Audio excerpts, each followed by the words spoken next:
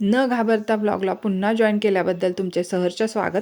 डॉमिनोजच्या साईनबोर्डवरती burger दिसल्यावर आदिश म्हटला, डाडा मला तो वडापाव खायचा आहे. म्हणून राजकुमाराच्या आज्ञेवर त्याला तो वडापाव देण्यात आला, पण त्याला अजिबात आवडलेला नाहीये.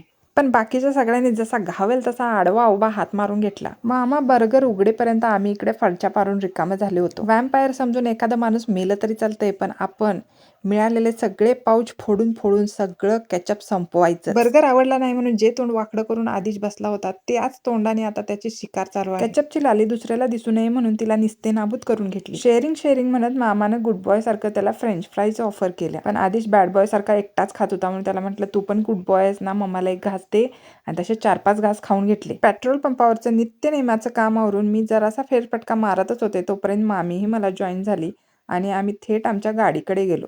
गाडीजवळ पोहोचताच आधीच्या माकड उड्यांचं दर्शन झालं. माकड उड्या अटपत्या घेऊन मामीच्या स्नॅक्स शोधाची सुरुवात झाली. घाटाच्या पोटात पोचलो तरी मामीचा काही स्नॅक डिसाईड झालेला नाही. मामीला कंटाळून स्वतः मामा जाऊनच स्नॅक घेऊन आला. माकडांच्या भांडणात मांजराची मज्जा, तशा आधीशनेही मजा करून घेतलीच. ढंटडाण आम्ही पोचलोय आता थेट आत्तूच्या घरी आणि इथून तिच्या दुकानावर आम्ही हल्ला केलेला आहे. दाजीची ओव्हर ऍक्टिंग इथं संपली आणि इथं एंट्री झाली आहे दीक्षा दिदीची. दाजीच्या त्या चांदी कलेक्शनचा शो अप करत होता तेवढ्यात लक्षात आलं आपल्याला पुढे 2 गावं अजून जायचं म्हणून थोडंसं आवर्त घेतलं, पण आधीशनं तिथंही हुशार केली. एक बिस्किटचा पुडा ढापून आणला. सातारला बाय बाय करत आम्ही वाघिरीला हाय हॅलो केलं. घरी पोचताच आम्हा सगळ्यांना बाजूला करून मावशीने नातू आणि सुनेवरून भाकर तुकडा टाकला, जसं की आम्हाला कुणाची नजरच लागणार नाही. काका सुनेची वाटच बघत बसले होते. पण एंट्री झाली बिबट्याची. आयत्या जेवणावर ताव मारून आदिशने मामाला शेअरिंगचं महत्त्व समजवलं आणि भाच्याच्या पायावर पाय ठेवून मामानं सुद्धा मला एडिटिंगवरती 2-4 सल्ले देऊन टाकले. मावशीचा उपवास असल्यामुळं काका ऑन ड्युटी होते. सगळ्यांना काही कमी पडून दिलेलं नाही.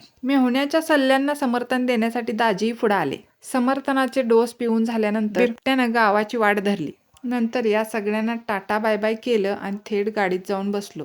जावयाची दहशत. थंडी वाजत असतानाही ती आम्हाला रोडपर्यंत घालवायला आली.